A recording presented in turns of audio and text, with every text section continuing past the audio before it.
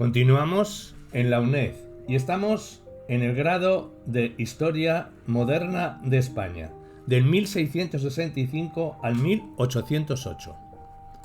Y vamos a hablar del fin de la España de los Austrias, las promesas y prejuicios en el Levante peninsular. Durante los últimos decenios del gobierno de los Austrias, España parecía un cadáver, atacado por aristócratas parásitos y por los extranjeros que pululaban por doquier. Este parecía ser el terrible castigo de una sociedad que daba la espalda al mundo y a la época en que vivía. El castigo fue duro y tal vez inevitable, y sin embargo se ha exagerado la imagen convencional de la postración final de España, o quizá carece del sentido de contraste y de la cronología. En efecto,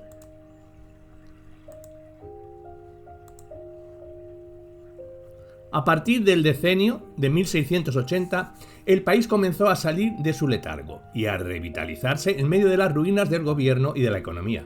La reforma flotaba en el ambiente. Sus autores eran apenas un puñado y se sentían inseguros de sí mismos y frustrados por sus conciudadanos, pero aportaron los escombros del pasado y levantaron indicadores para el futuro. Este movimiento de recuperación puede observarse de forma nebulosa en Castilla y acaso con mayor claridad en la periferia.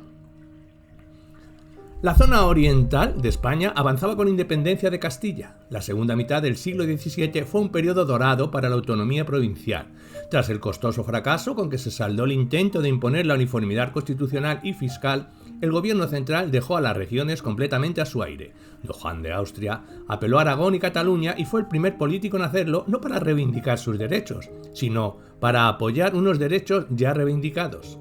Dejar a las regiones a su aire significaba dejarlas en manos de las clases dirigentes. En Aragón, esa medida perpetuó el estancamiento y la provincia se convirtió en una colonia económica de Francia. En Cataluña condujo a una primera etapa de progreso económico y en Valencia desembocó en una revuelta campesina. En las últimas décadas del siglo XVII, Cataluña comenzó a resurgir de su prolongado letargo. A ello contribuyeron dos condiciones de carácter constitucional. La autonomía monetaria permitió a Cataluña quedar al margen de la sucesión de inflaciones y deflaciones impuestas por el Estado en Castilla. En Cataluña, la política monetaria respondía a consideraciones comerciales y no a criterios fiscales. Y a partir de 1659, la provincia gozó de una relativa estabilidad monetaria y evitó los peores efectos de la brutal deflación decretada en Castilla en 1680. Sin embargo, en el periodo 1688 al 69, Cataluña atravesó por una fase inflacionista en la que no se produjo la consabida elevación de los salarios, que permitió una rápida acumulación de beneficios y creó las condiciones para poder realizar nuevas inversiones. Otro estímulo importante fue la libertad de comercio impuesta en el Tratado de los Pirineos, 1659. Mientras el vecino Reino de Aragón sufría los efectos de una política inflacionista que solo servía para fomentar el contrabando y la producción de bienes de baja calidad, los catalanes apenas dispusieron de protección arancelaria y eso les obligó a mejorar sus resultados.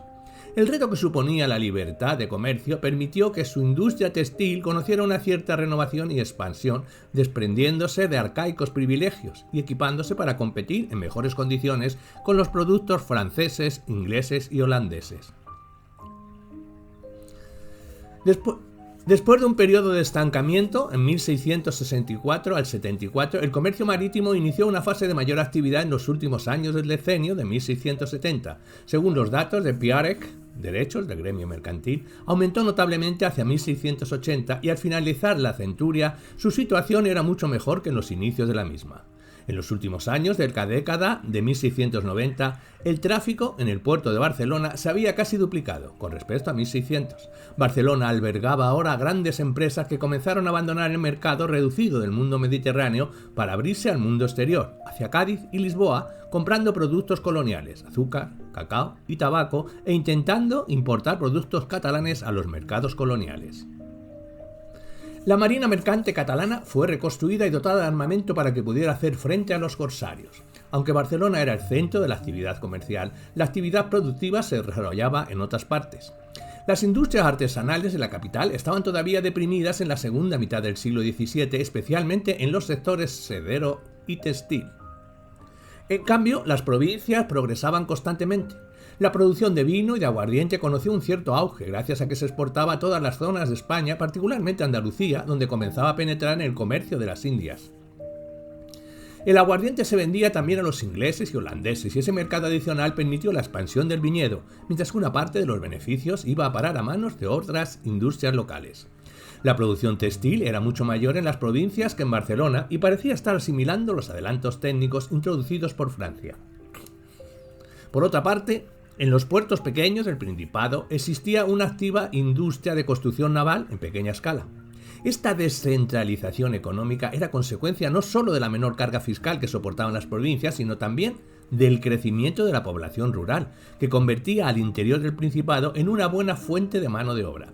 No importa cuál fue la razón de inflación de los precios agrícolas, era un signo de acumulación de beneficios en las zonas rurales. En este periodo desapareció el bandolerismo y los campesinos se dedicaron al trabajo.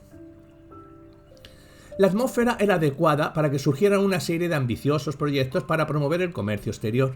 Era este un fenómeno bien conocido en el siglo XVII, pero las propuestas catalanas, a diferencia de lo que había ocurrido anteriormente con los arbitristas castellanos, eran más un síntoma de optimismo y de renacimiento incipiente que una reacción ante la depresión. Las ideas procedían, hacia 1680, de individuos y consorcios que aspiraban a obtener el arrendamiento de los impuestos municipales de Barcelona y que eran capaces de garantizar personalmente sumas que ascendían a 140.000 y 170.000 libras catalanas. El tipo de organización en que pensaba era la compañía privilegiada, como puede verse en las propuestas de Narciso Feliu de la Peña, abogado e historiador, economista y hombre de negocios.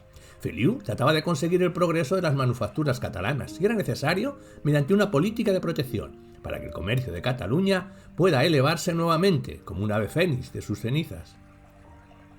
Intentaba derrotar a los extranjeros copiando sus métodos, importando sus trabajadores, maquinaria y técnicas.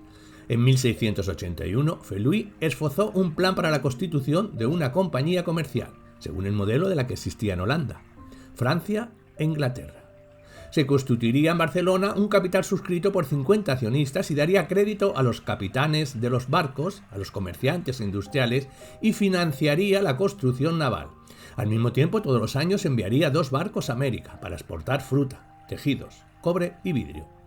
El llamamiento de Feliu de la Peña para reorientar el comercio catalán, abandonando el mercado mediterráneo para dirigir la atención hacia América, reflejaba la participación creciente de Cataluña en el comercio colonial, pero esto no significa que se hubiera producido un crecimiento industrial urbano. Barcelona era un importante. En ella, una élite identificable de la novela, antaño rural, se unió a la oligarquía ciudadana para formar la clase dirigente. Pero la recuperación de la economía catalana no se cimentó tanto en Barcelona, cuya capacidad industrial estaba todavía controlada por el régimen gremial, como las iniciativas de las sociedades y economías más flexibles de las zonas rurales y de las pequeñas ciudades de la costa. La expansión económica que conoció Cataluña desde finales del XVII fue protagonizada en gran medida por el medio rural, no por la capital. Se corre el riesgo de exagerar la recuperación económica de Cataluña en este periodo. Probablemente proyectos como el de Feliu sobreestimaban las posibilidades del Principado. Sin embargo, casi inmediatamente después de que se produjera el cambio de régimen en Madrid, en 1700, los catalanes intentaron nuevamente conseguir ser admitidos en el comercio de las Indias, y cuando fracasaron, muy pronto comenzaron a forzar su participación, desentendiéndose de las consideraciones legales. Su capacidad para integrarse en el comercio ultramarino no se desarrolló de la noche a la mañana, sino que fue el resultado de una larga, aunque confusa, preparación de los decenios anteriores en que Cataluña consiguió superar la depresión general que se abatía sobre la península. Y a medida que Cataluña comenzó a superar su miopía, empezó también a desaparecer su inhibición con respecto al resto de España.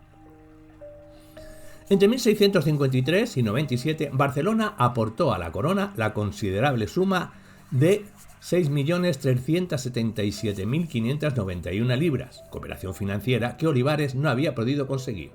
En 1674 los catalanes protestaron formalmente por ser calificados como extranjeros en Cádiz y porque sus mercancías pagaban impuestos como tales al desembarcar. Sin renunciar a ninguna de sus prerrogativas regionales, argumentaron que los catalanes eran súbditos de la corona y que eran españoles, pues Cataluña pertenece indudablemente a España. La corona reconoció que la queja era justa y por un decreto del 30 de noviembre de 1674 determinó que los catalanes dejaran de estar bajo la jurisdicción del cónsul para los extranjeros. Al igual que Cataluña, Valencia disfrutó de sus fueros sin objeción alguna durante el reinado de Carlos II. La corona ejercía un poder limitado a través de su rey y su jurisdicción sobre una serie de ciudades de la provincia, pero el virrey tenía que actuar en el marco de los fueros. La ciudad de Valencia era administrada por el Consejo de Ciento, cuyos miembros procedían de los diferentes grupos sociales, ostentando la representación mayoritaria, aunque la influencia más decisiva la ejercían los miembros de los gremios. Y la Diputación, comisión permanente de las Cortes, formada por 2 nobles, 2 miembros del clero y 2 representantes del pueblo, que supervisaba la observancia de los fueros y la administración de los impuestos. Incluso en aquellas ciudades que se hallaban bajo la jurisdicción real, el poder del monarca se limitaba prácticamente a los aspectos contributivos, invirtiéndose localmente el producto de los impuestos. La mayor parte de las ciudades y sus habitantes estaban sometidos a la jurisdicción señorial o eclesiástica, donde la voluntad del rey apenas se dejaba sentir. Algunos de esos nobles ostentaban títulos de Castilla, como el duque de Medinaceli y el duque del Infantado. Otros, como el duque de Gandía, eran grandes magnates territoriales, auténticos soberanos en sus propiedades. El acontecimiento más significativo de la historia moderna de Valencia fue la expulsión de los moriscos, que perjudicó a una agricultura ya en fase de estancamiento y que agravó los problemas de la provincia durante muchas décadas, a partir de 1609. Sus consecuencias se dejaron sentir también fuera de la economía rural, por los numerosos censos, préstamos hipotecarios, que gravaban las propiedades arrendadas por los moriscos, se habían constituido con capital perteneciente a grupos urbanos e instituciones eclesiásticas. Esas inversiones se vieron sometidas a un grave riesgo. La corona intentó compensar a los terratenientes por la pérdida de la mano de obra mediante diversos expedientes, siendo uno de ellos la reducción de la tasa de interés sobre los censos. Pero en cualquier caso, las dificultades de repoblar las tierras abandonadas por los moriscos produjeron con frecuencia el impago o el atraso de los intereses sobre los censos. Así pues, la expulsión de los moriscos perjudicó primero a la producción agrícola, afectó luego a la aristocracia feudal y finalmente penalizó a los acreedores de esta última. En muchos casos los acreedores pertenecían a las capas medias urbanas y se vieron obligados a gastar sus ahorros, lo que precipitó la quiebra del Banco Municipal de Valencia en 1613. La aristocracia terrateniente, además de ser compensada por la pérdida de sus vasallos moriscos, disfrutó de una posición de fuerza para dictar las condiciones de la repoblación. Valencia perdió más del 25% de sus 450.000 habitantes y la mayor parte eran expulsados, eran tenentes o vasallos de la aristocracia. No hubo un aflujo de inmigrantes para llenar el vacío y a mediados del 18 la población de Valencia todavía no había alcanzado el nivel de 1609. Por consiguiente, el poder de la aristocracia no se debía a que existiera un excedente de mano de obra, sino a su soberanía territorial. Algunos colonos procedían de otras provincias y se produjo una cierta migración interna porque algunos artesanos de las ciudades y campesinos de otras zonas más deprimidas se instalaron en las tierras moriscas para tratar de encontrar un medio de vida. Pero lo que encontraron no era una situación idílica. En la parte meridional de la provincia, los recién llegados se asentaron en las grandes propiedades de los duques de Gandía y Maqueda, los marqueses de Guadalest, Denia y Albadia, y los condes de Cocentaina y Real. Las condiciones de vasallaje eran duras e exorbitantes. La repoblación de Muro en la jurisdicción del conde de Cocentaina es un caso característico. Los nuevos tenentes deberían a su señor diezmos y primeros frutos que cedían a su señor el derecho sobre las tierras comunales y no podían trasladarse sin su permiso y se obligaban a permanecer durante al menos 5 años. No tenían derechos de propiedad, excepto lo que quisieran concederle el señor, que también se reservaba el derecho de entender en todos los casos civiles y criminales en primera instancia. El establecimiento de panaderías, tiendas y posadas era monopolizado por el señor. Los tenentes tenían que moler el grano en el molino del señor y no podían comprar harina en otros lugares. Todo aquel que realizara alguna manufactura tenía que pagar el 10% de la producción al señor, que además tenía derecho a una cuarta parte del vino producido y a la mitad de las cañas de azúcar recolectadas. Estos son solo algunos aspectos importantes del acuerdo y hay que decir que el duque de Gandía y el marqués de Albaida imponían condiciones similares. No había escapatoria alguna en esa relación plenamente señorial. Los nobles y la Iglesia guardaban para sí todas las cartas, pues dominaban todo el aparato del gobierno, eran propietarios de la tierra y poseían la jurisdicción. Nada les impedía interpretar los acuerdos para su propio beneficio. Así pues, la economía agraria de Valencia no se reconstruyó con un campesinado libre, sino sobre las espaldas de unos vasallos semiserviles. He aquí una de las más flagrantes de las muchas oportunidades que perdió el gobierno de los Austrias, un ejemplo de su descuido total de la responsabilidad y de su tendencia a reforzar la estructura social existente. Además de las cargas que implicaba su vasallaje, los campesinos de Valencia sufrieron una serie de calamidades a lo largo del siglo XVII. El reclutamiento forzoso, el pago de impuestos, el bandolerismo, la plaga de la langosta, la peste, temblores de tierra y toda la gama de calamidades nacionales a pequeña escala. A pesar de todo, muchos de esos campesinos consiguieron salir adelante y mejorar su posición económica. Sin embargo, su éxito se volvió con crueldad contra ellos. Las cosechas de cereales fueron muy buenas en Valencia casi todos los años del reinado de Carlos II, pero esto, que permitía pagar precios más bajos al consumidor, podía suponer el desastre para el productor. La combinación de una buena cosecha y una población poco numerosa provocaba un descenso continuo del precio de los cereales y perjudicaba las perspectivas de los campesinos que comercializaban su producción. Hombres que habían acumulado propiedades desde la expulsión de los moriscos y que frecuentemente pagaban rentas a los señores. Su insatisfacción fue probablemente un factor clave del gran levantamiento campesino de 1693, que intentó bajar las rentas señoriales durante este periodo de desorden. Valencia era un auténtico bastión de los privilegios nobiliarios. Por lo menos las 3/4 partes de su superficie correspondían a la jurisdicción señorial. En la cima había un grupo de 8 magnates, de los que los duques del Infantado, Lerma y Maqueda eran destacados representantes que obtenían elevadas rentas de sus feudos valencianos, pero que generalmente vivían y gastaban su dinero fuera del reino. Si añadimos a esto la nobleza media y baja, las rentas señoriales totalizaban en el siglo XVII 974.565 iliures, de un producto agrario total de 4.676.000 iliures. La aristocracia valenciana recibía pues aproximadamente la quinta parte de la producción de la economía rural en forma de derechos feudales. La mayoría de esos derechos se cobraban en especie y la aparecería diferente del sistema que practicaban los moriscos, que generalizó después de la expulsión entre los nuevos pobladores, variando la parte correspondiente al señor entre 1/3 y 1/5 de la cosecha. Eran unos porcentajes muy elevados que se sumaban a los diezmos, los impuestos y los monopolios señoriales. En el último decenio de la cinturia, la situación de los campesinos valencianos era desesperada, y llevados de la desesperación, entablaron procesos contra la injusticia y el abuso. Los magnates territoriales, laicos y eclesiásticos eran un grupo estrechamente unido con intereses comunes y un frente unificado.